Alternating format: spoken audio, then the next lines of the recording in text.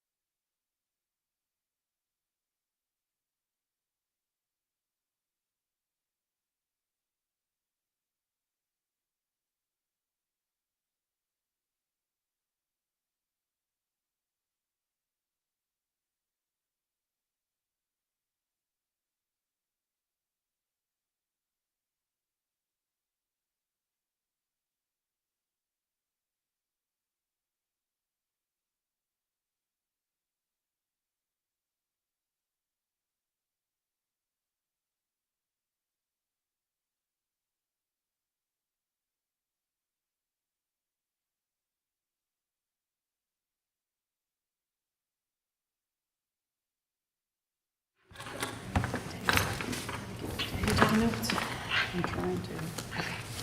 Welcome, everybody. It's really hard to see some of you. But welcome, everybody.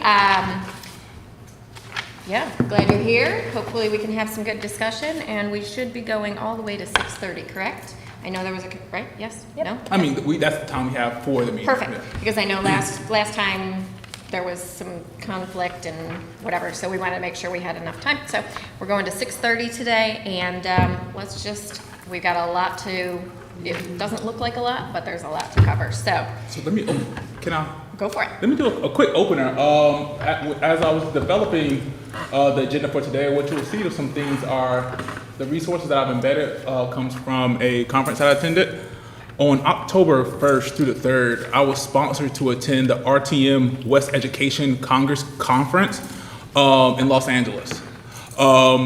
When I tell you it was a transformative experience to be able to be in a room with people who are in the diversity, equity, inclusion industry and those who are adjacent, so in the room with social workers, counselors, and other just school district leaders, it was powerful. The keynote that it opened up with was called Humanizing and Sustaining Ourselves as Leader. And I just want to quickly just name off just some of the sessions that I've attended. Can't go into all of them, so the most important ones are kind of embedded into the agenda. But I did have the opportunity to attend. Your students won't learn the same, your teachers won't teach the same, how AI will impact the craft of education, supporting teachers professionally and emotionally, measuring the impact of ed tech solutions, creating a talent pipeline to mitigate teacher, principal, and supervisor shortages, breaking barriers, empowering her girls in K-12 coding, a roadmap to boosting diversity and inclusion in tech, strategies for upskilling IT staff, recruitment, retention, from the Great Resignation to the Regenerative Act, the healing power of an adaptive learning organization, securing the future, keep it tight, keep it loose, balancing autonomy and alignment. I mean, I can keep going. They were awesome. And the one that I wrapped up with was, I brought it up in a, it was called Equity from Theory to Practice, Building DEIA Throughout Our Organization, which was hosted by a Dr. Michael Macklin. Dr. Michael Macklin is Executive Director of Diversity, Equity, and Inclusion for SSD, which is the St. Louis Special School District. And during his presentation, he introduced his equity framework that he actually had published. I'll link a copy of it to the website on the agenda, but this is his actual physical copy. I just want to pass this around if you guys want to look through it. It's an excellent framework just to see what other districts are doing, recognizing our district can't necessarily adapt things verbatim, but it can serve as some great influence for how he built his organization starting from 2014. So he has a timeline of everything, the steps he's taken. So I realized that could possibly serve as a good source for us. And now I do want to just jump right in. The first thing I want to open back up the EDI strategic plan and the equity framework. And this basically I will talk back to you. Coming through here, if you just click on this, you can also find it right here. So all the equity work, so it's the equity framework, the equity study that was conducted, as well as the blueprint for equity. The only document I have went through so far has simply just been the framework. So I just want to just open that. And I want to... Do you mind going back to that website? Yes, ma'am. I'm just writing it down, just so I can, special school district. Malcolm, this is shared on, It's Yeah. an online. agenda. It's Yeah, it's online. so you can access that. If you go to the agenda for this meeting, there's a link to click on. Great job, equity leaders. I I know. love that. It's nice. But with that, turn right back over. I mean, Sorry. it's a 96-page, I tried to read some of it. Yeah, it's a lot. So I just Very want to long. put the resource And out I was there. like, So. I read better in print, should I Yeah. put, no, it's 96 pages. So, no. So, it's for reading later. Really, is that all you wanted to say? I just want to just put that resource out because I know when I put out the email for just possible agenda items, Kirsten Kynes uplifted some of the pieces of the strategic framework that I think we were discussing, and we didn't finish that conversation, Ms. Kynes, if I'm not Did mistaken. I You don't. emailed a screenshot of the piece of the Excel, it was like an Excel spreadsheet. Oh, we Yeah. sent around a spreadsheet. Yeah. Yes. That, the history of that is perhaps 2.5 years ago, we were having conversations about what we as EDI would need to know in order to make informed recommendations or have informed insights about where the district's needs and opportunities are. And so that spreadsheet's a series of worksheets where we gather data not in a piecemeal fashion, but in a holistic fashion so people can see the patterns. But above the data is a continuous quality improvement method. There's some value in me, a resident of Wilmington, knowing information about children's performance in New Hanover County schools. There is incredible value, exponentially more value, if the teachers in their schools have a chance to have review processes, decision-making sessions, looking at the data for their schools, and the same thing with the board. It was our opinion at that time that board members should be able to see the data holistically rather than in piecemeal presentations. And so there was an idea that if everybody were looking at the same compilation of data for a period of time, after the superintendent provides a state of the district update to the board. So here's the state of, like, you have some great things that are getting shared. I see them getting shared on LinkedIn, right? I see school board members liking it, reposting it. That's great. I am glad. That is PR. Now I'm talking about using that information to generate two things that are really highly interconnected. A high level of shared information and understanding among those people who are closest to the learner. The teachers, right? The teachers, their principals. And then ensuring that the district leadership is prepared not to make proclamations that get pushed down on teachers, but to listen to how teachers are making sense of the data they're reviewing, asking for certain resources. The district can then provide those resources. It goes really consistently with what I'm seeing Ms. Walker say in the Turnaround Task Force. Beautiful quote in the news, Ms. Walker. I hope that we're going to listen to what the schools ask for, and then I hope we're going to give it to them, right? So this is a model that is happening throughout the nation. We wouldn't be new in New Hanover County to do it. We would just be using data not for reporting, certainly not for shaming, because I have heard there's a little bit of history in the county, as there are in many counties, with using data to shame educators, using data to shame a superintendent. Not for that purpose, right? But really just for people to know together. I heard a very important person in the field of evaluation say, we don't know it until we all know it together. And at EDI, I think we just understood, we had some assumptions about where work needed to be done in the district, but we weren't actually all looking at a set of data with patterns in it, discussing and revealing the patterns so that we understood exactly where we should be using our voice and our position. So I don't know if you wanted me to say anything else. I didn't realize we were talking about that, but you can probably tell I could go on at length. I know. But it turns out that's not productive because we don't know it until we all know it together.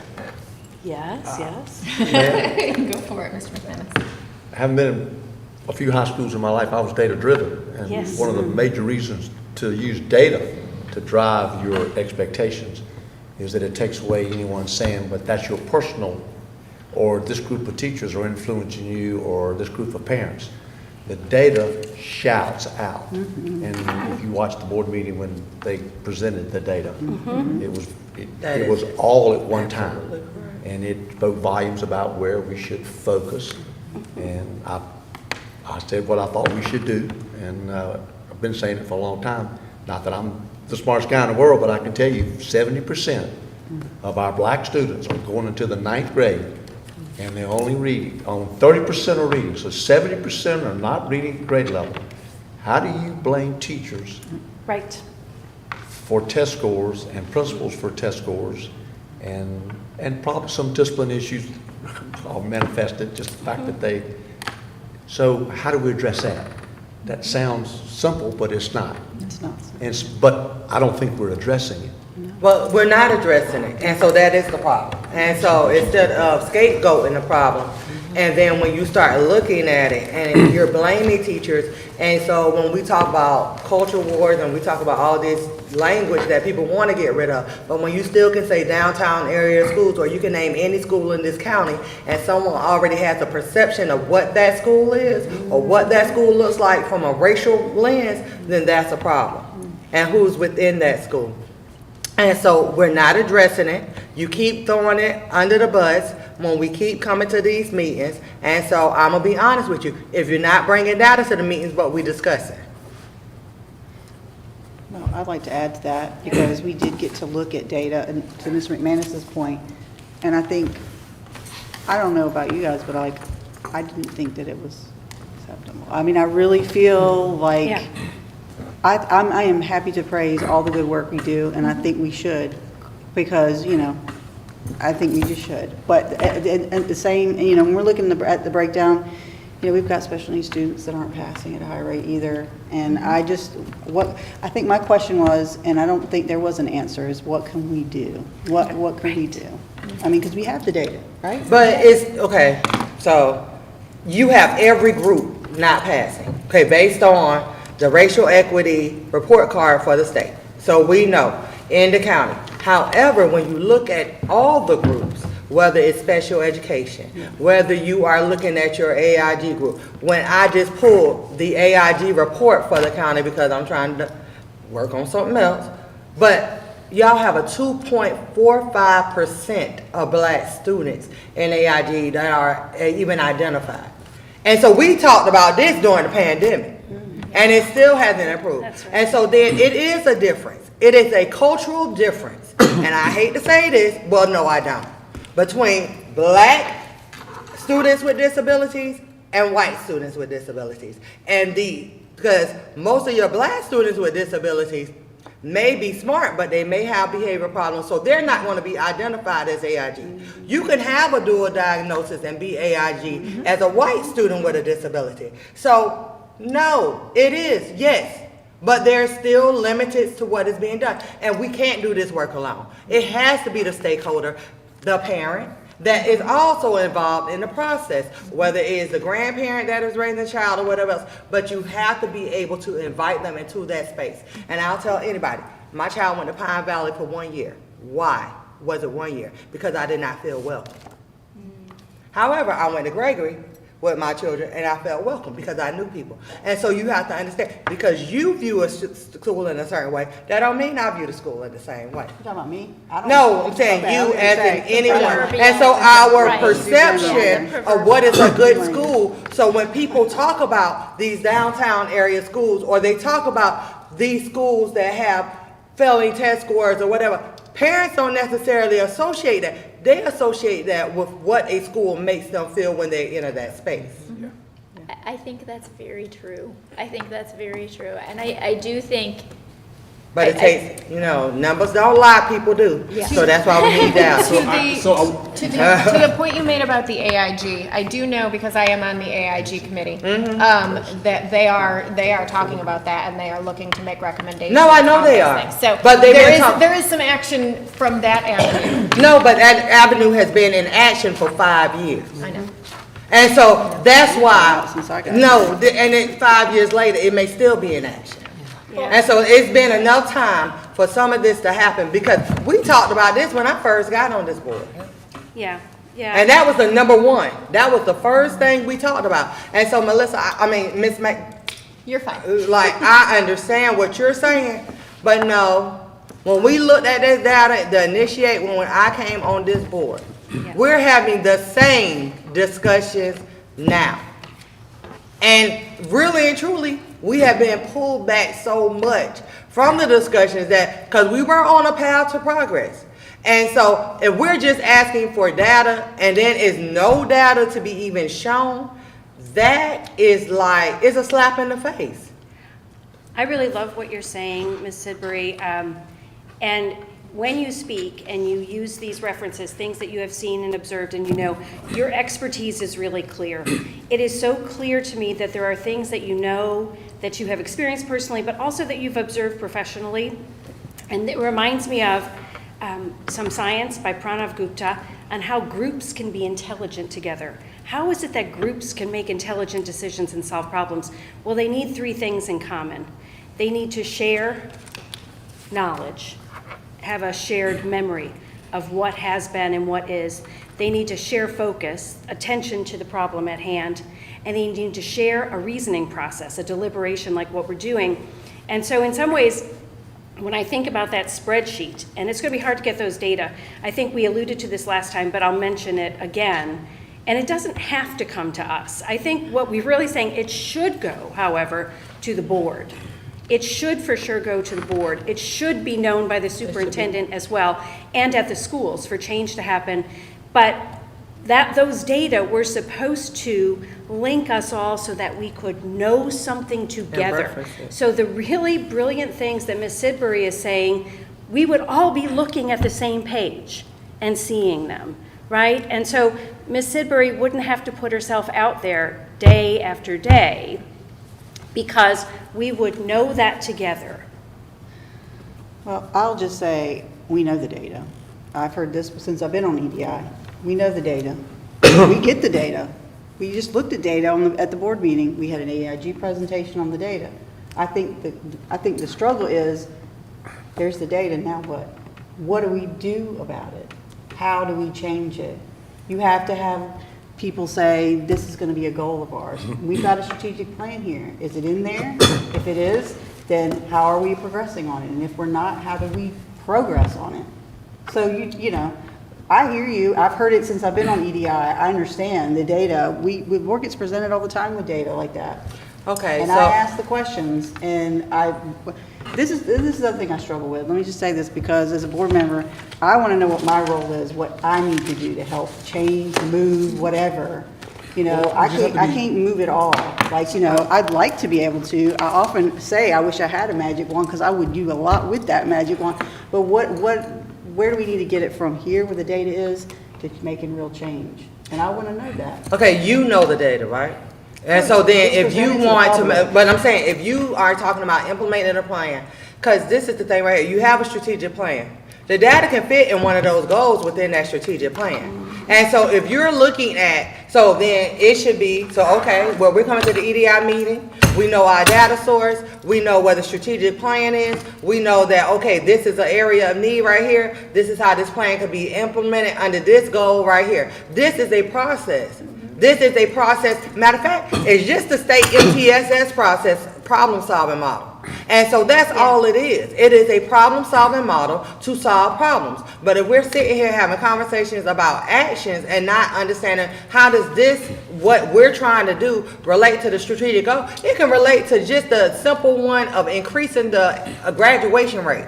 Because whether you in kindergarten, or whether you in 8th grade, or whether you in 12th grade, you are progressing that child to complete or increase that graduation rate. And so that is where your implementation guide is. But it's not a question of discussion. I don't care, I'm talking, the strategic plan. Okay, everything that we're trying to do here can fit on that strategic plan if we truly wanted it to. And to your point, truly wanted it to. So just recognizing. I apologize. No. We're thinking about just looking at a strategic plan. We're looking at specifically a strategic plan that is housed under EDI. EDI is not operationalized. Right. There cannot be any action or expectation of mobilization from a division or that is not funded.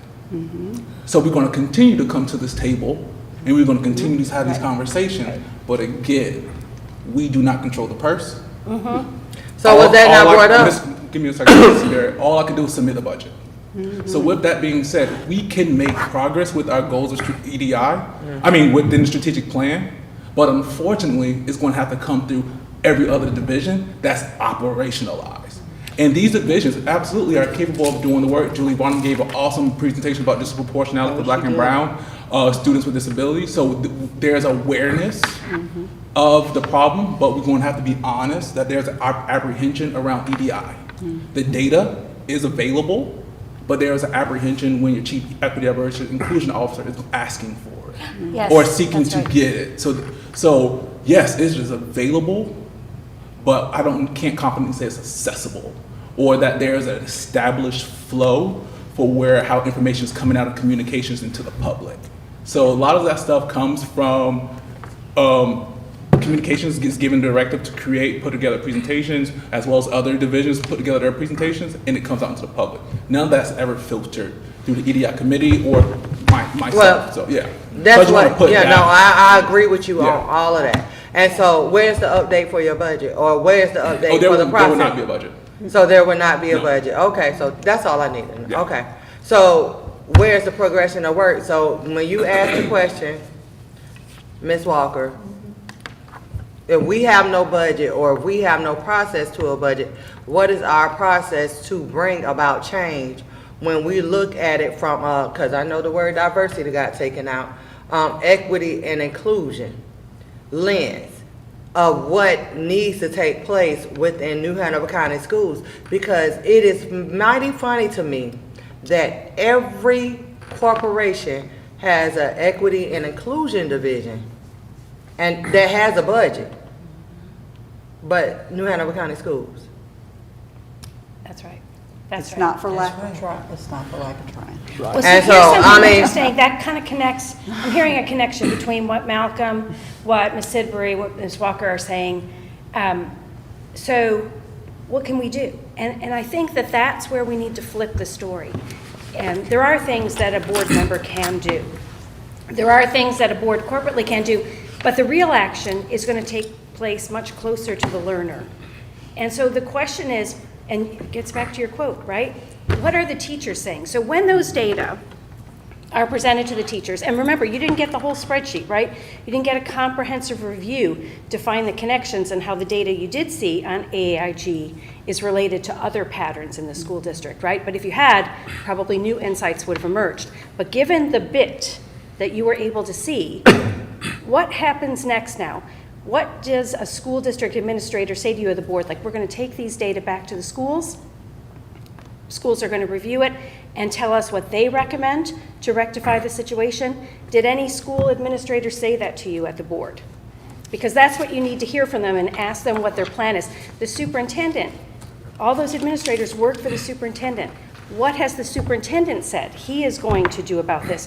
Has he set a standard? Here's where we are today. Here is where I want us to be next year. Here is my implementation plan to get us from where we are to where we will be next year. As a board, you can ask for things like that. So this is the frustrating part for Yes, me, because, I mean, that was one of the reasons, and I'm not going to go on about the task force too much, but I'll tell you, from my standpoint, it's like, this is the third budget cycle I have been through.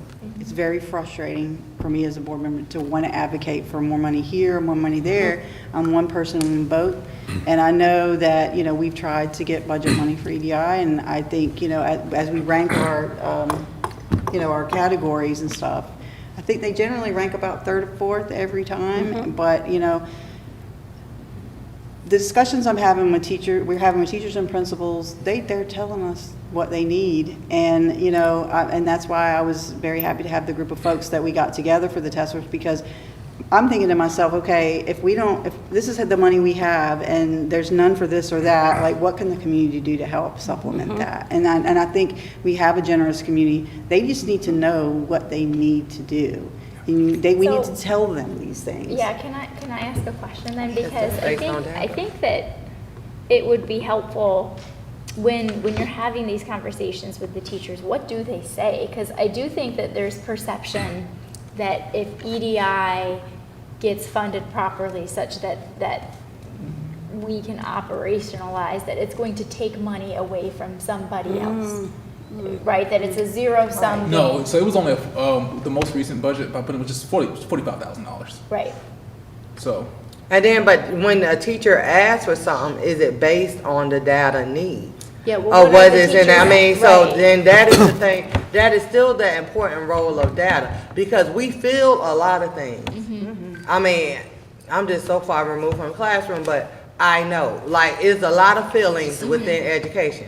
And yes, I may feel this, and I may feel all of these things, but if it's not based on the data of what that school needs, and we can even go back to that AIG plan, they may increase in numbers, but where are the gaps? So that's what the data is going to tell you. Okay, when a child goes from 5th grade, from that elementary setting to middle school, why are they no longer taking AP classes, on track to take AP classes when they get to high school? And so that is the conversation that is looked at through that equitable or that equity lens. And so that's what people fail to realize.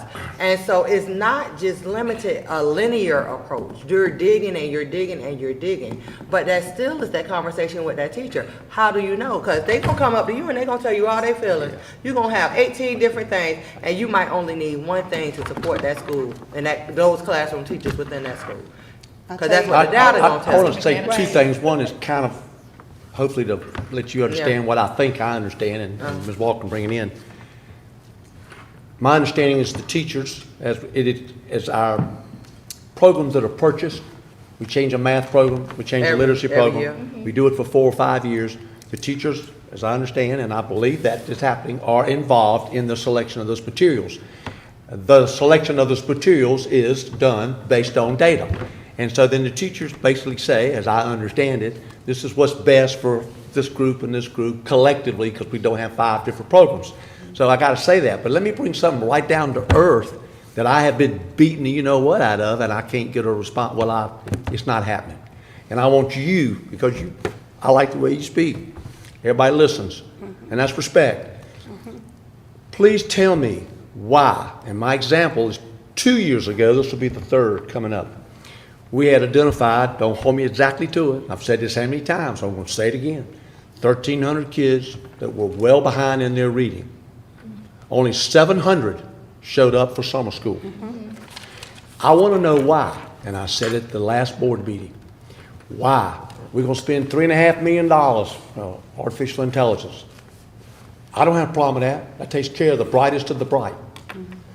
But what are we doing for those who need from the bottom? So to finish the story, why do we not require these kids? We provide transportation, I don't care how many buses it takes, and they have to come to summer school to be promoted. If even when I was at teachers, that's all I heard. I made a living. First 4 weeks, you're teaching kids all over again, trying to review with what you did before. Imagine you're reading 1, 2, 3 years behind or more. and I'm all summer long, what am I doing? Why can't we raise the expectations with involving the parents and the students have to come? Well, this is the thing right here. Because if you don't, you've failed them, you just And let you, them. but the 75% of a child's time is spent at home, right? And so if you have neglected to build a relationship with the parent, to even call the parent on the phone because you sent out a mass email or a mass call. Now, I'm not saying that's gonna fix the problem, because it is still parent accountability.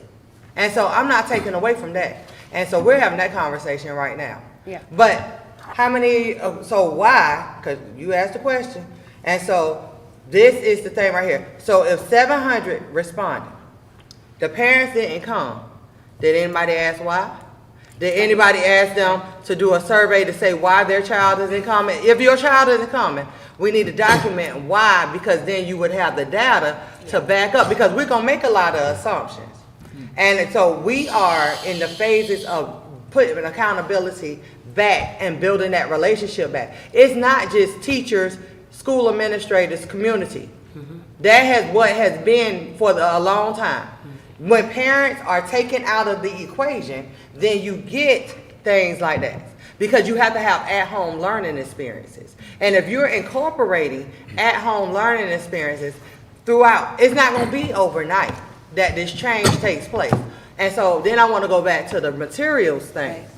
I was at a school in New Hanover County as an educator. We changed programs every 2 years because I was in a Title I school. And so we were like, now I work in a lab school, but at that time the school was the lab. So any new program they wanted to try, they would try out on these children within this school. And so sometimes that frustration is there too. So you don't have the same data source to collect to say that this is effectively working. But these teachers over here are required to use this program. These teachers over here are able to decide if it's optional for them to use this program. And so that is some of the inequity. And so I'm not saying that, Hugh, trust me, I know what you're saying, because I have the same thing going on.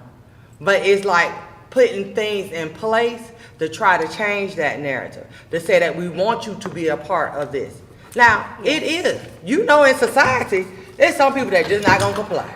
Well, rather than us arguing about excuses, and we all understand that, and I can't accept it, we need to have higher expectations, and you tell me as a board member exactly what I can do to inform those parents if it's 10 times starting in December. What do we do? Because if we don't So get you're them saying you're into gonna- reading you're and trying to do a literacy, consequence? they're not gonna make it. We're just setting them up. We've got to call something. We've got to deal with something that's tangible. So what's in the strategic plan? Or what's in the So, state really, legislation? to that point, are we okay with just leaving that as an open-ended question? Yeah. Because we can, that's a conversation Yeah. that's gonna keep going. We But need to have something concrete. We've been talking, as just somebody give it said, for 3 years. Yeah. We talked the same thing. We don't have I finances. would just give a short little response, because I think it's a good question. And I think what we're hearing from our board members is this is painful. This is painful. Well, I'm on record, so I mean, I would say it if I hadn't done it. And I, Yeah, you take it but we very gotta have help seriously. from the community. We've That's gotta right. have support. You Well, tell me, I'll do it. Actually, we need to know what the superintendent and his administrators have come up with. What is the plan?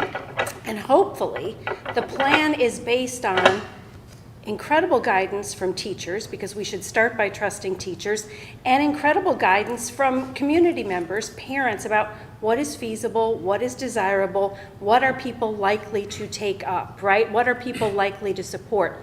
So that's what a board member can do. A board member can charge the superintendent with coming up with a response to what you consider to be an urgent crisis, and I think you rightly consider to be an urgent crisis in New Hanover County.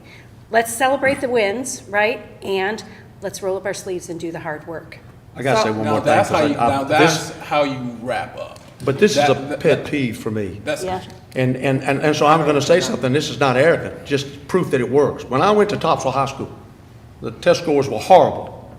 The first thing I did is I told every single coach in a meeting, these kids will stay after school till 4 o'clock if they have below a C minus.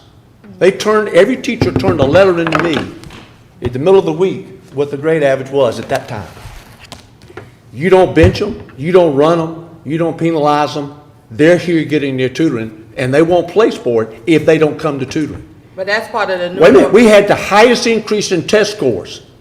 The highest increase. I think we were top 5. You can verify that. All because of one expectation.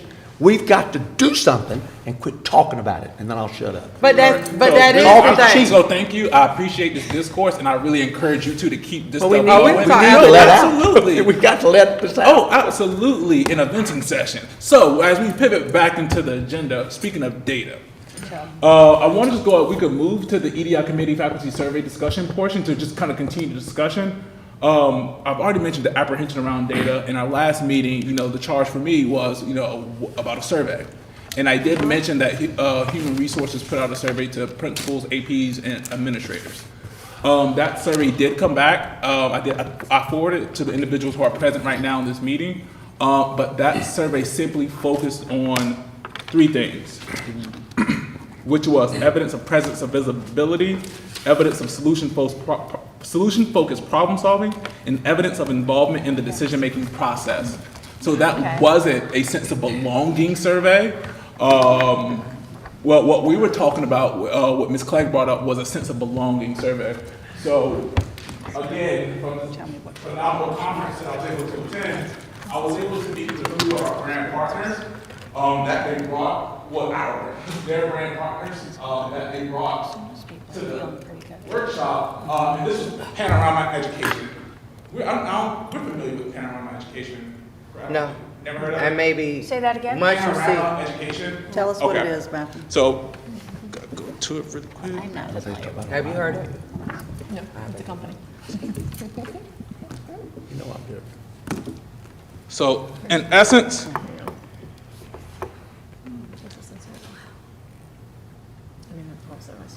it's a platform that really, it's a survey platform that really focuses on student success, social emotional learning, feedback surveys, and positive behaviors. The reason I wanted to go with a third-party source, because I want to be intentional about the way in which our potential survey was created. I didn't want this to be a district survey because I do want to avoid that level of subjectivity. And I want all of our questions to come, that we use, modify, to be really rooted in evidence and reference. So what I attached to this agenda is an opportunity for us to be actionable, for leaving today with a possible charge to our board members to take back to the school board of possibly pushing out a sense of belonging survey. The teacher working conditions survey is coming out this spring, but a survey, we need data points to really understand how our faculty members are existing and showing up in our space, because to Ms. Kirsten's point, they're the boots on the ground and they directly impact, the quality of education. It doesn't matter how good a curriculum is.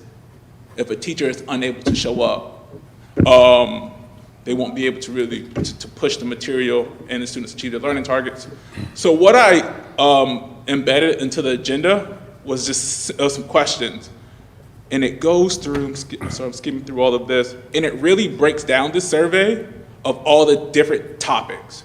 So we can really look through this and pick and choose what makes sense and really create our own EDI committee draft. And that's something that we can create together using some of the question stems that are already provided. But just some of the questions that were already offered were, for example, how well do your colleagues at school understand you as a person? How connected do you feel to other adults at your school? How much respect do your colleagues in your school show you? How much do you matter to others at your school? It goes down to cultural awareness. Because one thing, especially looking at our teachers, and we think about our BT teachers who are coming out of teacher prep programs, there's a link that's missing, and that's around cultural competency. Really understanding the culture of the student, that the student, not students plural, the individual culture of students as an individual and as a collective. So this is a great opportunity for us to just explore this. So my goal was just to put the resources in front of us.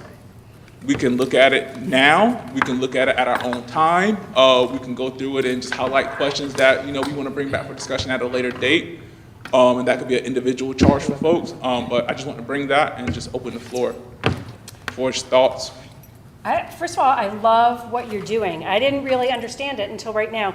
You've now embedded a bunch of documents in the agenda. We're starting to get that archive of ideas and materials, so that's amazing. Thank you for that. And I noticed as we're going through this, 51% of respondents disagreed, either strongly or just plain out disagreed, that this district is characterized by trust and mutual respect. So which one are you, what are you, on this survey? You want to come over here? Come and sit with us, unless you can, can you see it on your phone? See, I told y'all, I'm being, I'm ready to get, This survey came out after. I'm revolting, no. You're revolted. Well, I better come sit on there beside you. I did, I was there. I'm revolted too. Did you receive the email? Yeah, it's right on your phone. I just forwarded it to you. Is there a way for us to? I didn't That's what I'm upload it going to. because I got this after I published. Oh, yeah, got it. Is there a way for I can us pull to it up really access quick. it on there? And that way everybody can see it. We And need to it's- improve and that of for course, those if of we us that could make have it less bigger for. sight. As you're pulling it up, Already can't hear. as you're pulling it up, Malcolm, I just want to thank you for how incredibly prepared you are yes. today. I mean, like the framework, the survey, like this is all fantastic seen the information to bring back for us to have that shared understanding. Even more. I would say too, I think, aren't the board getting ready to do another survey as well? I think we're going to do a local one. We've talked about, Yeah. I think we're, Well, I we think got they to all pull go everybody in in. together. And then the teacher working conditions survey the state does is getting ready to happen. Yeah, this and it spring. relates to trust within the. Malcolm, when did you send this survey? It's attached to the agenda. No. No, this one's a separate. I'm saying, when did you, Send it out. when did to you send it staff. out to the staff members and the teachers? Oh, I did, it came from Human Resources to all principals today. Oh, and so these are the responses they've received as of today? No, so the results were posted today. This survey was concluded about 2 weeks ago. Okay, so 2 weeks ago, it went out at the start of school, I guess. It went out right after, if I'm not mistaken, our last EDI board meeting. Okay. Maybe I'm on the wrong page, give me 1 second. What did they say, yeah? I think I'm on the wrong. Okay. One of the comments that I see, it says, oh wait, Yeah, you can I say can this, read yeah, this, right? yeah, you're, yeah. Okay. They will read it, but it's underneath the trust and mutual respect. okay, it's underneath the, yes, the responses. It says, it seems the only mission and vision is to improve test scores. There is no consideration of school culture and climate, students or staff. I also feel like the beginning assumption when there is an issue is the school and or the principal are at fault. In addition, very often actions of one part of the system are made without communication with other parts, especially the impact on the schools. And I'm gonna read one more because I think this is very, very interesting, but it's also so truthful. It sounds funny, but just some regular calls to check in would be nice. I am guessing that some are hesitant to reach out, but if you call, it might build that trust. I had a bit of an issue logging in. A two-step That verification. two-step They wanna make sure it's you. Okay, so that's why I need to I just come want on. to, can I just follow? But I maybe will, I I will can- send Because it this is the out. Well, I feedback could that add it to the we're getting in the document. task force. Yeah, can you From- add it, because I'm not From even staff seeing. for support. And then we really, the task force focused on the 12, highest priority well, schools. can you link I it know to the some of them calendar have invite? improved their I'm letter trying to add it to the grade, but I would still we still need to help them because. Well, I need to there's a lot of reboot we it. have a mental health subcommittee that is discussing, it's happening before the pandemic. The pandemic kind of, exacerbated the problem. Right. But the teachers really are needing more support as far as behavioral mental health support. Teachers are really kind of stretched thin because, they have a degree in teaching, but they're also social workers. They're having to deal with, and so the support in the classroom is really what the feedback is that we're getting on the task force. And we've had some really truthful conversations. Great leaders are very, very important, and I agree with the district on that. But there's also needs to be, and that's where the money part comes in. And this is why it's so complicated and confusing, for people that want to solve problems. It's like so many steps you have to do to get that. Yeah. And that's one of the ideas behind the task force, because I wanted to talk about ACEs and trauma, because we have a lot of that in our district. A lot of that, a lot of our students, especially in our high priority schools, have those issues. And I think if we can address that, grades will get better for a lot of our students. I think one of the recommendations from our subcommittee was pre-K. I mean, these aren't the fixes for everything, but they're things that are gonna help.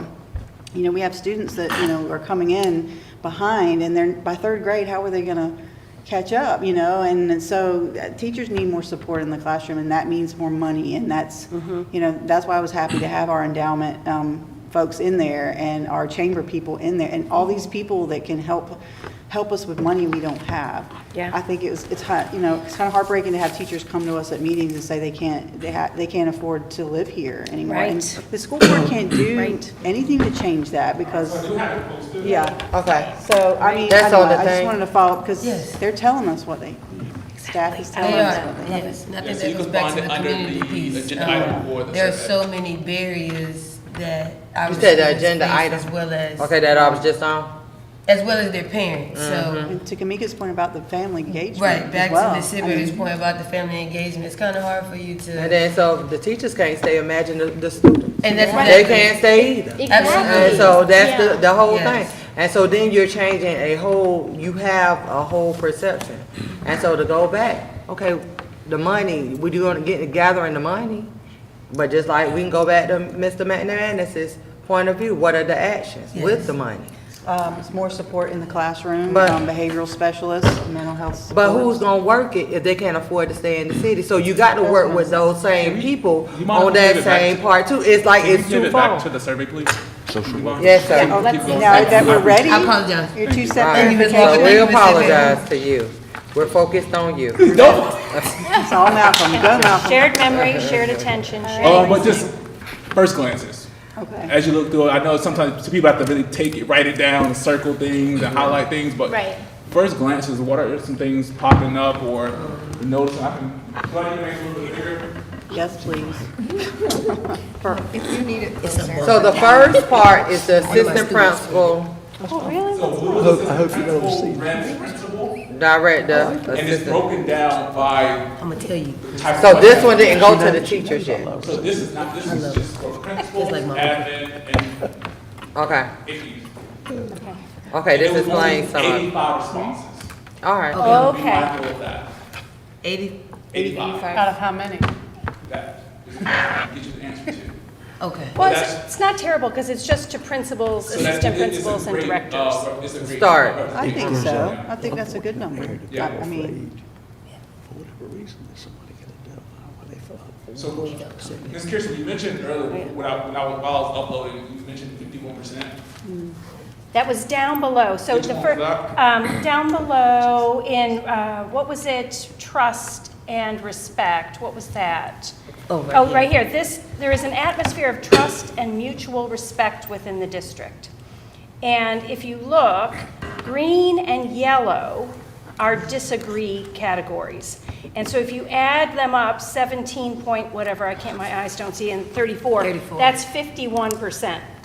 So a majority of respondents say they disagree, either strongly or just flat out disagree, that there's an atmosphere of trust and mutual respect within the district. parents. That would catch your attention. And I think that's the focus point, because we have a 51% of just those three categories of employees speaking that, this gets into that belonging, that sense of that community, that climate and culture, which can really be that driving force for why this type of survey would be essential coming out of the EDI. Well, this recommendation for the survey coming out of the EDI committee. Right.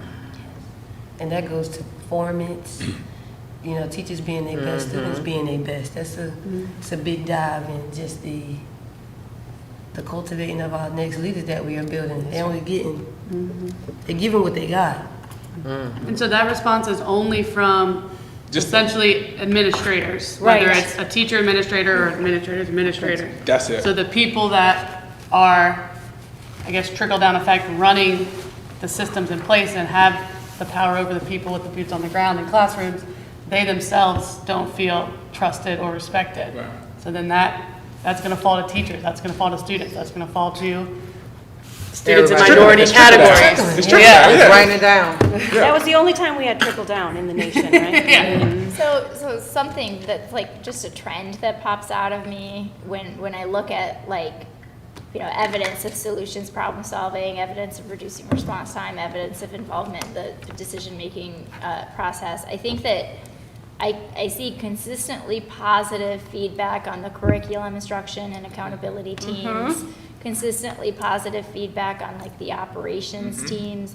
I think that poorer performers would be technology and finance. Yeah, and that's what, and that was a part of the conversation when Yeah. the survey was being created, because when we think about the roles Right. of those, like finance and operations, they're not student-based. So Right. what does visibility really look like? Right. So that's Well- why the expectation for customer service coming from those two individuals Right, will be yeah, you have higher this very versus hands-on, visibility. right, So engagement. we don't want to take a low visibility as a Right. negative thing. We have to keep in context what Yeah. department we're referencing. Yeah. What division we're referencing. I agree, because you do have more probably collaboration with those other functions, so, you know, that's always gonna be like, not in a disrespectful way, but a backroom kind of supporting level function. I just, one thing, technology feels like it could be expensive, so that is something for, like, if you look at efficacy, something to just keep an eye on, so. Anything else that kind of popped out? With the involvement in decision-making We should know. Where we at? and evidence of involvement in decision-making, human resources, Right there, you just go up above the pie chart, yeah. Next one. They're not the best for all students. the green, what is the one on the end? I just know it says poor.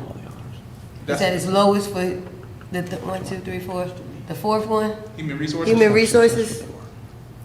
Yeah, I don't even, Because that's also thinking about the role of human resources. They make the Okay. decision. So those Okay. are not, it just in the context of which maybe an employee might engage with HR, is not, it might not be a mutually collaborative role. okay. So it's also how we work on perception. You know, so being intentional about district central office, building positive relationships, period. That way, when it comes time to do our job in HR, to do our job in other divisions, that is not met with apprehension, the level of fear. But you know how sometimes, being a classroom teacher, you walk in, your principal walking unexpected, and you, that Yeah, gut. observations, things That, of that so sort. just really removing that sense of fear. Okay. Yeah. I Thank you do for want to go explaining back that. and HR's make doing something pretty good. concrete, because it sounds a little abstract or silly if someone says, well, there's a scientific model. But I want to go back to it, because the scientific model said to be intelligent as groups, we need shared memory, we need to look at something and know something together, which is what we do when we review these data. We need shared attention. When Malcolm, Sean, others say, well, look at this one, and I shared, it's 51%, look, because you add these two together, that has us all looking at the same thing at the same time. What we were just watching happen here was Malcolm kind of facilitate our reasoning about, well, here's another explanation of why you might see a pattern like that. We are doing the thing that districts need to do in order to achieve their goals, right? And so it's okay to look at data, but it's not just looking at data. You also have to have shared focus and shared reasoning around those data. Yes, ma'am.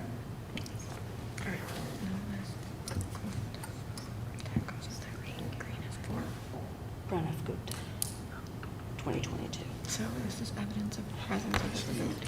And this came from the communication department. So this came out of human resources. Okay. And how visible they are in the district. And why is operations? And another thing just to consider when looking at it was also completely anonymous. So we don't know which person where. So that's why. That's why I was asking, So that's why like, it's you also know. important when we're looking at the charts. I always pay attention to the rhetorical data, the qualitative data at the bottom. So those responses. No, I'm saying the two go hand in hand. They go, and you cannot have one without the other. And those responses are just as enlightening. I do have a wild question. So with having these survey results, I sure did. You better believe it. what's next? So now what the goal is the goal of this is to hold a mirror up to each individual division. Okay. Because right now, the goal is to really improve customer service all around. So for example, some of the things that were coming up in technology or in finance, if I had a question about payroll, getting met with that balance of customer service versus that quality customer service experience. Because we want our parents who come up to our school district, we want, teachers, faculty calling for help to feel like they're getting supported So, which the ultimate goal, which has been passed down, is the goal to reposition the perception central office and shift central office from not being here, but being a supportive hub.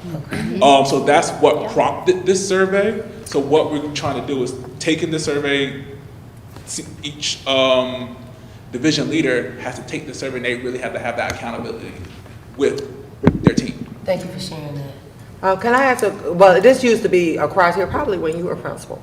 New Hanover County Schools used to offer customer service training to all its employees. Hey, because the parents and students are the customers. Yeah. And so that is, you know why I know? Because an old retired school teacher just told me that this week. And so when you go back to questioning, that's why those phone calls were important, because you got information on what the parents wanted to do, because the customer was always right. And that kind, not really, but kind of that same mindset, but to let them know they were customers, because we are providing a service and a skill to these customers. We're serving and so when leaders. we're serving, and so when you go to central office, they're serving the teachers and their customers. So is there a way, I know you don't have a budget, to find money in a PD or whatever else from another division for human resources, for customer service training to be implemented throughout the district for that aspect? What does that look like from an educational standpoint? See? And it has nothing to do with anything else, but see how God works. Amen. All right, I don't want to wrap this up, because I wanted as much discussion. That's why I wanted to pull back from the earlier that's why I need to be at the discussion. end. So y'all are getting quiet. I wanted more discussion here, but if there's not, I'm not going to force it. That's why I was kind of pulling back earlier, because I want to make sure we had as much time here. Really, we're kind of just looking at it, I think. Looking at it. Just looking at the Okay, data, cool. looking at Be able to One read thing that I see, just kind of reading these points. So I guess third from the bottom, overall, everyone seems to want to help schools when we have a need with a quick fix instead of looking for a permanent answer. Budget cuts and divisions that take bodies out of buildings. I think kind of a general thing that has been stated at this meeting is, yes, EDI does not have a budget. That is not ideal. However, the county still has a budget, and I think in terms of Black and brown students having lower test scores, being behind, it comes down to bodies and buildings. Teachers are, Yes. I'm in what elementary, they say. so an example I have off the bat is Wit and Wisdom. This Wit and Wisdom curriculum, I see the potential. I'm also a PE teacher, so I'm not doing it, but I see the potential. But at the same time, a fourth grade classroom is doing the fourth grade curriculum for Wit and Wisdom, and that entire curriculum is assuming that those fourth grade students all know everything from Wit and Wisdom from K1, 2, and 3. So already 2 months into the school year, everyone's kind of drowning. Teachers, students, and that's where I think paraprofessionals being in schools, having more positions in schools, our school has one MTSS teacher one for K2, one for 3-5. Then the needs of the students and the amount of students who are in Tier 3 and who are in MTSS is rapidly increasing, but the positions are staying the same, if not reducing. So yes, there's no budget, but I think in terms of where money could be spent that could benefit EDI and could benefit the group that we're trying to help, could come from stuff like that. Yeah, I think that is so smart. I was reading that same comment the same way, and it's this tension, right? It's this tension. There's a reason they're doing it. There was a problem that they were trying to solve, but a downstream effect of the problem was it pulled people out of schools. There is no research evidence that says 1 adult to 25 kids is the best way for children to learn, right? Why do we keep doing it? It's what Tayek and Kuban called the grammar of schooling. We are wedded to things that we've been doing for 100 years in American education, even though they don't seem to get us what we all desire. We all really desire. So the question is, and I love it, our board, we are so lucky. We have 3 board members here who are on fire about these issues, who can go back and bring to the full board and to the superintendent, we don't want to live with this anymore. We love our children too much in New Hanover County. We do not want to persist at doing things that we have seen for a century don't actually get us equitable excellence for all of our students at all of our schools. So the question is, and I think Ms. Walker has raised it repeatedly, how can we do something different? How can we get more adults into the classrooms? And how can we figure out it's not actually flooding any kind of adult into classrooms, is it? There must be like a very smart, strategic way to do the kind of ramp up and acceleration that we need to do to get our folks who are outside of the sphere of success into the sphere of success, while at the same time maintaining growth for all of our students, including our high flyers, right? We can do this, but we will have to study it. I can't pull a recipe off the shelf and tell you how to do it. I can't bring in experts from local universities and ask them to tell us how to do it. We're actually gonna have to look at it ourselves. Trust our teachers, trust No, our you're gonna have to principals, actually they know go things. inside the school You have to and go look inside. at Yes, it and yes. talk to the staff. Yes. And gonna have to go inside the school. And so it's like, yeah, you can ask all the questions in the world, but until you, and we can look at the data. But until you walk up in the school, look at what that teacher or that principal or anyone within that school is facing on a daily basis, we can make all the assumptions. That's why I say don't make assumptions about what you think is not successful within the school until you walk up in that school and you see what's going on and you see what they're working on. So, because if a child come to me on first grade level and they're in the sixth grade, and by the time they leave me, they're on third grade level, that is success to me.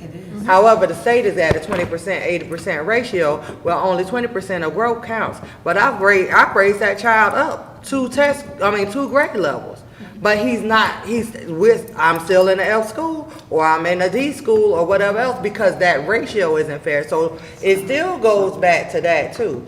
And then when we're talking about, okay, who's gonna work MTSS if they're hired? They can't afford to stay in the city. I was about to say that too. And so what kind of housing are we gonna work with the New Hanover County Endowment Board to establish for beginning teachers or for teachers moving to the city but however, what if they got a family and they single? So this is the questions that equity lens is looking. So we can have all the positions in the world, but if you can't have anybody to afford to stay in a city, even citizens at this time, then what is it gonna do? $1,000. And so, but that's not work for just the school board, that's work for the New Hanover County Board of Commissioners too. And so that's why you can't do it alone. And to go back to everything, it cannot be done alone. It is accountability on all our parts, and it's not a one-sided thing. So no one blames the board members, because all of this work takes everyone, every stakeholder to be involved. And that's just Can I say it. one thing about political will as well, because I've talked about this a lot the last couple of years. People gotta wanna do it too. They gotta say, this is an issue, we have to put our energy and our money behind it. And, I mean, political will is important, because, okay, we got a bridge that needs replacing. Well, if it messes up, they're gonna do it. But it's like, people have to feel like this is important enough to do, and I don't know what work we have to do to let them know that this is important. But it's not a it's a. To the point of people need to be in the schools, I had the awesome opportunity to be able to go to the last turnaround task force. And I sat at a table with community members and talked about how more community members do need to come in, and they do need to see the schools, and they do need to see what's actually happening. And I think we had an amazing opportunity last year and pulled in business owners and such, doing the principal for a day. And that opened a lot of people's eyes to what's happening in these different schools. And I think that the more that the community is involved, the more that they will be invested in what needs to happen. But don't leave parents out that community. That's all I'm saying. And that's it, because the more that 75. Only the what? No, I said don't leave parents out of that Thank community. you. piece. Okay. So that's the thing. No, they're And- part of it. Yeah, they're Yeah, part of that's all I'm saying. Like, group is the parents have to be accountable too. So it's not just, but the community aspect comes for how we're living within our community. And so that is, you can read all day long the books to children, but at the end of the day, if the children can't afford to have the house, and have books in the house, or they staying in a hotel and been staying in a hotel with 4 different families, or if they staying in the trailer park out here in Carolina Beach, like, this is the whole thing. it's just so many different things. But children don't know necessarily the conditions in which they live. So when we talk about trauma, and a child don't know that point until somebody tells them. Until somebody tell them. And so, like, I mean, I grew up that, but I didn't know it because I had everything that I knew was love. And so when we talk about all these things and we're putting all these, we're expecting children to act as adults. But it is us, the adults, that should be taking the role of providing for the children. And that's why it takes us to work to collaboratively together. And Ms. Walker said something about the political in it. We have so much stuff going on. It's October. We got early voting. We have so many people saying, vote for me, vote for me, vote for me. They have not been in somebody's school sometimes. They haven't been in a playground. They haven't even been in this building. And I went to high school in this building. So it's just like, at one point, you telling me to vote for you, but I've never seen you before. Yeah. And that goes back to they tell the kids to tell their parents to vote for them, and their parents don't even know who they are. So the political aspects of it, if you want to know what our kids are doing, what our teachers are doing, what the principals are doing, principal for a day, what about a teacher for a day? Yeah. I think that would be amazing. Can you imagine? Apply for a sub position and show Okay. That's it. That's it. Yeah, okay. but the You really want to political show your piece, we need them community to get there. initiative? We need them to come into a classroom, even when board members come. I'm so tired of running into him. But I'm just joking. It's all love. We're being recorded. I'm just joking. But even when he comes to visit, he's himself, and he don't care how anybody else sees it because he's going to be him. But just imagine if it was that welcoming at everybody's school, not just when I see you at C-Tech, or if I see you at Williston, or if I see you at Virgo. That same energy, not saying, oh, they coming in, so let's Put ourselves. put ourselves on. You're meeting them where they at. Yeah. Whole trial strategies.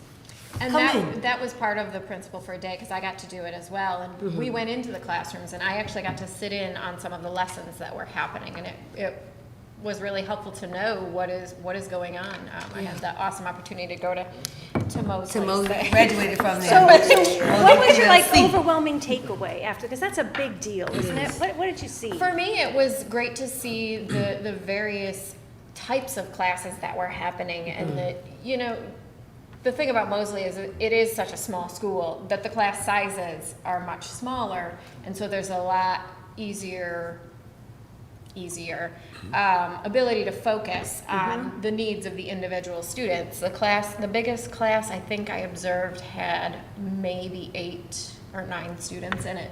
And when you have that small of a group, you can focus your attention on it. And so for me, that gave me that perspective. But that's the kind of teaching environment I worked in. So, but the variety of things that were being taught, I went to Pine Valley. I got to sit on an NHCS meeting. Okay. And I was it was very enlightening because those folks really went through every student. What do they need? What can we do? What is the next steps? And to your point about having less people to support, I mean, that is what we're hearing. You've said it today, but we've heard it in the task force discussions. They desperately just need support. And I know that it shouldn't be about money, but that's the reality of what we're told every budget season. That's life. I mean, right. like I said, if I had my magic, I would hire as many people as I could. And that's where, I'm hoping the community, can get more involved. I don't know what that looks like yet, but the conversation is starting. I would love to make it easier to have a volunteer portal or just some ways to get people into the classrooms where they're helping teachers or they're reading with students or whatever. Whatever staff needs. It's very difficult. Can I make 2 comments? And that's just based on the some of the comments, which I felt were very insightful. So some of the comments, there were at least 2, probably more, on, yes, long-term growth is awesome and it's a thing, but what do we do right now? And that goes back to what Mr. McManus was saying earlier on, yes, long-term vision is great, but what can we do right now? And, your idea of getting more kids exposure in the summer to prevent the summer slide, that's a very, that's a shared accountability thing, Kiana, to your point. A shared, That's Kamika. no, sorry. Yeah, that's Kiana. Yeah, sorry. No, that's a shared accountability thing. Well, that yeah, you were but he just was talking referring about, to the gap that did not show up. And so how does he get them or Right. require Right, them what, yeah, to show what up? way do we? Yeah, so then how is that accountability there? Because it was money paid for that, Yeah. and there was a large number of students who did not show up for that summer accountability. How many weeks was it? 4? It was Six- six? 6 weeks. Yeah. For that Yeah. 6-week acceleration program. And so that is where the question is. Right, and Okay. what I liked about what you said, and I'm sorry, Ms. Sudbury, Uh-huh. well, your point was, it's not just on one organization or one person. There are connections that we have to do that together, and it, you know, what it said on, like, this is, we need something right now, we need these kind of incremental successes, and I think that that's a good way to start doing it, is what can we go after that's, you know, go after the framework and the vision, but what can we go after that's a little bit more. Little pieces. Right, actions. right. And then my second point, there was a lot of like language in there on like listening. And what I've heard from multiple people, from Ms. Sidbury, from, I don't know your name. I'm Caitlin. yeah, from Caitlin, was just more people, more support, more people in the classroom. And I know other members have said that before of this committee. And so I think that just if we're like listening to the, you know, to the what the people on the ground are telling us, that kind of substantiates that. So I don't know. I think that the survey is great, and we can use things like this to develop some of our ideas on implementation. I really like what you just said, and it like touched on so many things that had come before, because getting back to this question, well, what can board members do now? Well, we seem to think that trusting teachers and trusting principals is a great starting place, and ensuring that their reasoning is bubbling up to guide decision-making at the district level seems to sit well with people. I'm seeing nods. So my question is, can the board go back to the superintendent and say, what is your plan to ensure that from the closest to the learner on up, we are getting voices from the classroom that tell us how we should be driving our budget? We're getting voices from the classroom and from the billing telling us what our curriculum should be, how we should be using it, how to address disparities and opportunity and achievement so that we become an equitably excellent district, right? What is the superintendent's plan to get those voices from the classroom on up to drive decision-making at the district level? I feel like part of that So- survey is communicate. We'll start that. Yeah. But what I'm hearing is a process Yes, of how that information is going to flow bottom up. right. Because we have a clear process of a top-down approach. Yeah. And we know how to send information down, but a Yes. clear and respected pathway that's consistent. I love it. I love it. I just want to make sure that's what Yes. I'm hearing. Yeah. Now, love other it. than the groups who were surveyed, and then the kind of outside of the school departments, who else will see that document? Well, at this point, it's on agenda, so it's public Okay. information, So it and it was public when it got information when it got shared in the email. So this is my first time. I received it today, introducing it to you all today. But are you asking, are principals going to bring it to their staff? So yeah, like how So, you boom. said it's holding the mirror in front of Yes. departments and people, will then will the people below that also get to see what mirror has been held in front of And stakeholders? that should be the expectation, because that's the point, purpose of having a principals meeting and an AP meeting. I saw both the principals and the AP meeting agenda today. Dr. Barnes had a review of his data with all the APs. Okay. Actually, I don't think AP meeting happened, but I saw the agenda. And he's on the agenda giving this very review. So if I'm not mistaken, the principals at the principal meeting today, they received this. You all received this. School board members, you received this. So the information is out there now. And I want to keep that momentum going with as soon as I can get data that's neatly collected like that to push it out, because most of the data is not neatly connected in that manner. So I want to go open up the final portion of today's agenda. And where are we at? I got one more question while you find Yes, go ahead. Great. So you said school, everybody is public information can see it. So when we go back to the with community partners and community, who will invite the community members and parents Yes. into seeing this information? Because one of the biggest barriers when it comes to the parents supporting students is that unfortunately, we have some parents who might not necessarily be up Have to the par skills. to help their Have the students. skills. So, And that's across the county. So it sounds and like that's not across just in the one county. place. That's just a And question think- that I have. Well, it's in practice. New Hanover County Schools, we actively practice have hosting roundtables.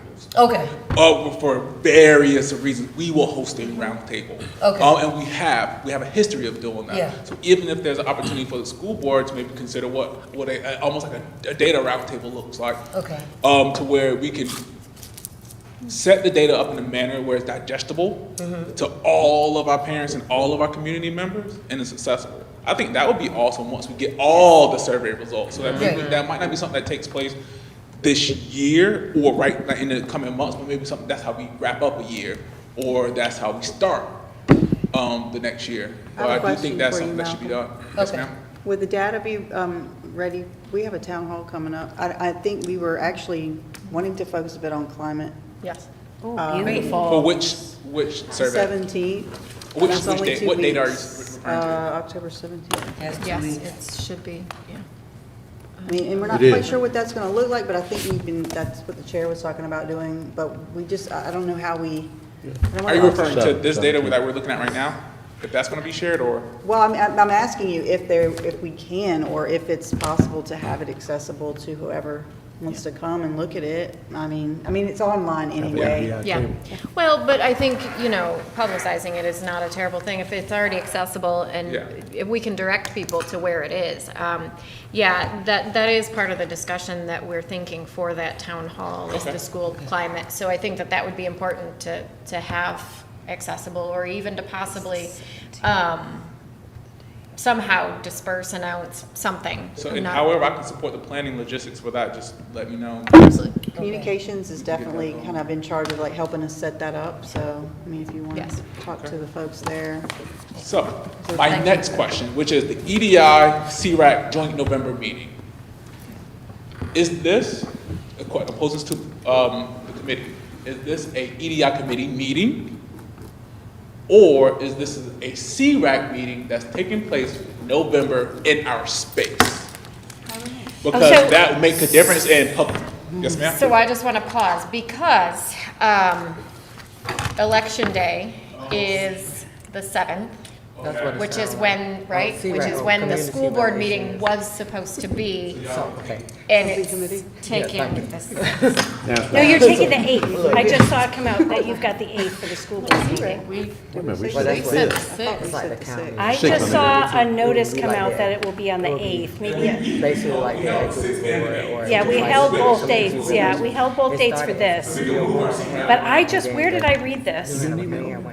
I didn't see In the it. news, I think I must have read it on How's the news W. get it ahead of the poll? Hey, that's a question you need to ask. I don't know, it could be The wrong. 6th on my calendar invite, so the 6th. We can flip to the 8th. We can flip to the 8th because we held both of those. That's exactly right. So thank you for that, yeah. Yeah, But should we, I wanted to make sure that, some there of those wasn't, questions are y'all didn't show up and then here we are, and you're like, wait, Wrong meeting. I didn't sign up for that. I need $100,000 to really be able to live Yeah. comfortably right now in this city, like. Well, even in this region. I let me should really mention be that honest with you. CRAC has decided that it is a joint meeting, but it is not their official meeting. So it's not, So I can don't that be know, added as a guest? you can decide what you think it is. We will keep it as our November. Yeah, Yeah. yeah, and they can join us. Those meetings, join us. Yeah. I think, yeah. Is that okay? The week or two prior, we just collaborate with the two. Okay, super. And I think I have sent a draft to you for that, but very open, exactly, for your feedback and your shaping. And if anybody has any questions or concerns about this, feel free to share them, because I'll give you the information that we have. But it's just basically taking what we did on our August 29th listening session and bringing it to this group, because there are some, you know, there are some shared interests, shared agenda items. And I just am really excited for the people at CREC to get together with the people at EDI.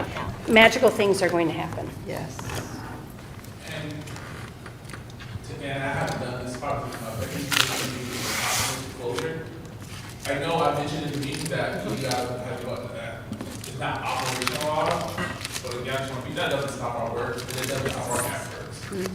It's stated truths. These are just true. And just one thing I know how I focus and how I look at my activities in time like this. Ms. Mason, you mentioned just about community. You know, how we're just really going out and informing our community. I was this week did a presentation at the Hanover County Equity Summit hosted by their Office of Diversity and Inclusion. And I did my presentation was on inclusive communities, inclusive schools. So right now, how do we bring back that community responsibility of our students? Because we have to recognize schools as an institution will not sometimes, or sometimes cannot meet the needs of each of our kids. And this will also focus on the psychological safety of our students. And though we know how to do groups in schools, we don't have those safe spaces because a lot of stuff has been politicized in this moment. But how do we leverage our expertise, though where it may feel stalled here, and push it out into the community? You know, so that's one thing I've been really reconciling with. How do I take everything I'm gaining, this knowledge, and pushing it back out? In the meantime, once we get a green light, we can keep moving forward. But I know for me and myself, my own motivation, I have to feel like I'm still doing. So that's what it has been looking like. Just really because we receive funding from the county, anytime they ask me to come and support, to train, to highlight, I'm going. And I always have to go to one represent our district, and truly show that there's still forces who recognize the positive that can come out of EDI. So, with that being said, final questions, comments? You heard on the news that the Board of Ed meeting had changed to the 8th? I read it. I'll try and find it. I read Port City Daily, WHQR, and WECT today. But that said, they might have had it wrong, right? So I don't know. I just know what I read. Okay. For which one? Can I say? Board meeting on the. I am super impressed with the work you've been doing. I'm so sorry I missed the conference this time. I went last year, and that was your first foray into, you know, your leadership role, and I was like so proud. I think I stood up and was like, this is Malcolm. But like, you were presenting. You were presenting this year, and I hate that I missed it. And I just think, I think it's great. I just wanted to compliment you on that. Yeah. You presented at the Colorado Landscape Conference. So that was your second. Okay, so.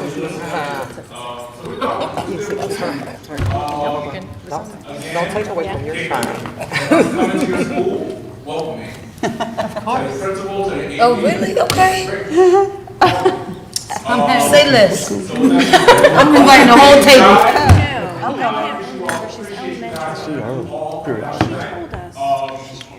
If you hear my language, I'm still challenging myself with being mindful of my language. You all.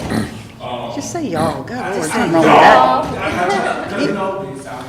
Oh, No. It's okay. country is professionalism. Talking about y'all. I don't need you cannot change your identity of who you are. And so one thing about it, I have, of course you could tell, stop, but that does not make me unprofessional.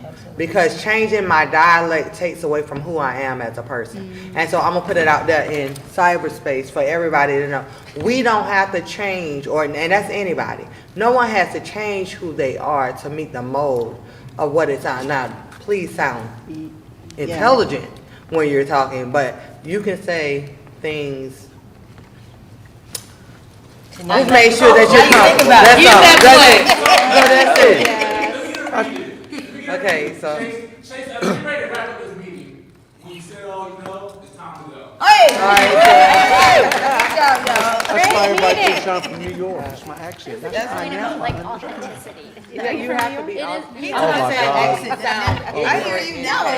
But you can be who you are, and I I say understand, you say I love understand. you. I was using Well, listen if you want to know who's from I'm New from York. the Midwest, so I say you guys Okay, a you lot, can- and every time I As say far it, as I'm like like, Buffalo, Canadian. I don't think that's right. Just outside the South. I'm glad you got to go to Mosley. I graduated from Mosley. I'm This first. is sweet school. I went last year when, Miss Eleven. Juicy story? Gender neutral. No, she- Okay, so that was. All his days on. Good conversation. Oh, here's your book. Look, That's all, but no, I was reading, Go to Mom, and she was talking about. teacher or? She was talking about how. agitated, I work for our GE, but I provided- just.